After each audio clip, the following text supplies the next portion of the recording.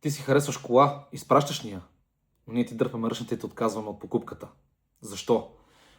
При нас не е най-важното нещо още на първи автомобил, дай да го играем и дай да го взимаме и така нататък, само да изкараме някакви пари, някаква комисионна да изкараме от цялата работа. Не. Важно за нас е да направим всичко както си трябва. Да провериме колата, да разкриеме картите на клиента и той да прецени дали този автомобил отговаря на очакванията ни на бюджета му. Това е. Така работиме. И ето тук вече ще ви покажа как се случват нещата при колите от търгове с нас. Ето го въпросният автомобил от вчера. 2019 година Chevrolet Camaro SS. На първо четене, окей. Първите две снимки, супер.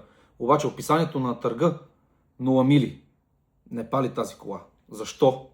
Това са два червени флага. Започваме да търсиме какви са причините.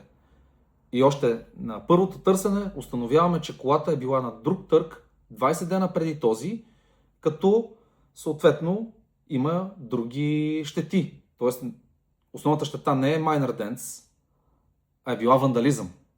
И колата не е на 0 мили, а е на почти 300 000 километра. Ами, това нещо като го давахме на клиента, дали я взехме тази кола? Отговорът е не.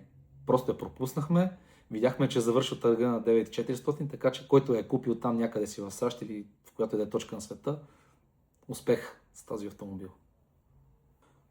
Спокойствието е част от сделката. Не е най-важното нещо просто да ти внесеме колата, а ти внесеме колата и да я караш с кеф и удоволствие.